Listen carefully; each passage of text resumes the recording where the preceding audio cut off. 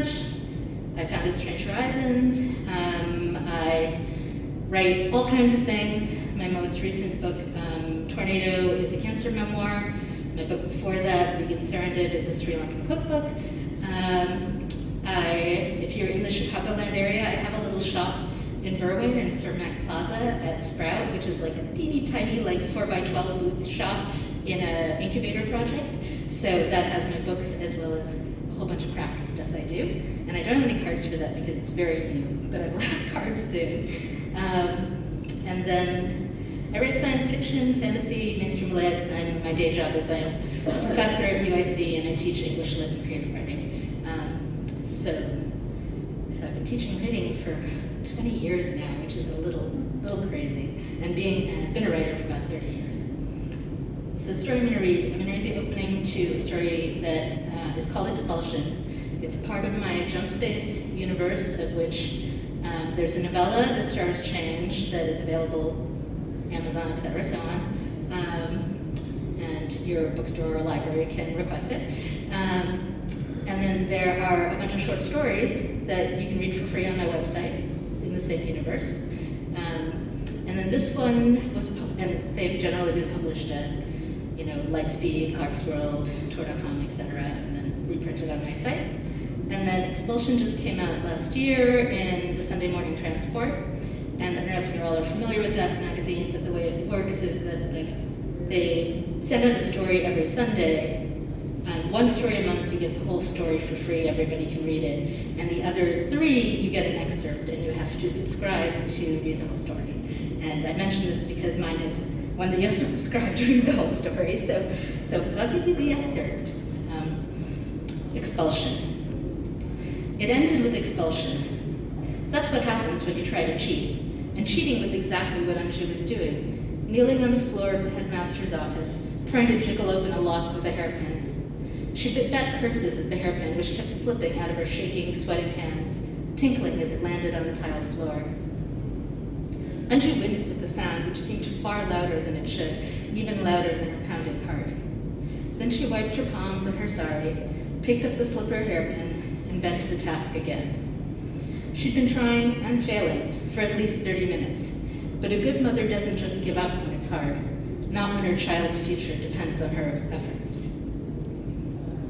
Behind the lock was a drawer, and in that drawer were the test scores, the critically important test scores. Her Rohit scores were there. Rohit, sunny as a summer's day, sweet as milk toffee, funny like a monkey from the old stories. Just the thought of his smile made her own lips curve to match. He was her perfect son, her little prince. But Anju was clear-sighted enough to know that Rohit, sunshine of her heart, had probably not received a high score. He was only 4, but if he didn't score in the top 10%, he wouldn't be accepted to the accelerated program. The zamindars and business leaders and technologists and doctors were all products of the accelerated program. That's what Marianti said, and she had lunch once a month with the leading ladies of their Toluca. Spring! The lock popped, the drawer opened, and in an instant, Anju's sweaty hands were deep in the stacks of folders, pulling them out, spreading them on the floor. She didn't have much time. Marianti had agreed to watch Rohit, but only until the evening news came on. Anju had set a timer in her chip, and a little glowing green counter projected the minutes disappearing. 30 minutes left. 20. 15. Her breath came faster. Thank all the little gods that they'd been graded. There was Rohit's. He'd done reasonably well, but not well enough.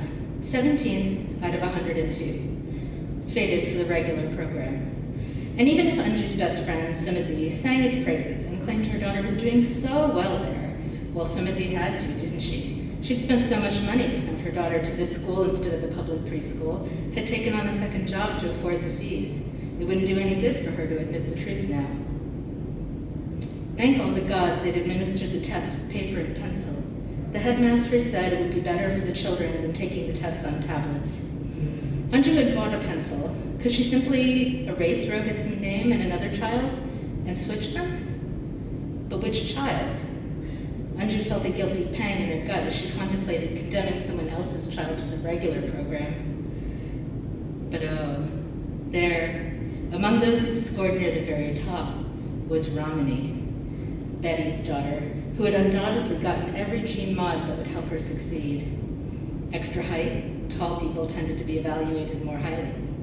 Darker skin to seem more intelligent. Probably tetrachromatic receptors in her eyes so she could see 100 times as many colors as normal. That had surely given the child an unfair advantage on the color sorting part of the test. And perfect memory, with Betty as her mother, that was a given. Anju and Betty had gone to school together for years, A and B, inseparable, running through Kaveri's nascent woodland grove in primary, picking up stones and fallen branches, careful not to disturb any living thing that might be doing important work, contributing to the terraforming effort. In secondary, A and B had shared a tablet, dutifully memorizing the history of the founders, setting dates and facts to music to help them stick in their heads. Oh, I haven't written music for this, but pretend I'm singing this. Fleeing persecution, they built themselves a ship. 17 families came together to take a trip. Anju had a better voice, but Betty remembered everything, as if the world scrolled in front of her eyes. Anju accused Betty once of being gene-modified to have that perfect photographic memory. One of their worst fights, but she could still remember the shock on Betty's face. My parents would never take that kind of risk, tinkering with my brain. Why would I lie to you? It's just inherent genetics, I swear. Anju had pretended to accept Betty's words. Maybe she wasn't lying. Maybe Betty's parents had done it without her knowledge or consent, slipped some extra credits to the medtech when Betty was still no more than a cluster of dividing cells. They had plenty of credits after all, direct descendants of one of the founding families. Anju stared at the papers in front of her, Ramani and Rohit, side by side. Ramani had every advantage in the world. Anju would simply be righting a wrong if she erased the two names and switched them. Thank you.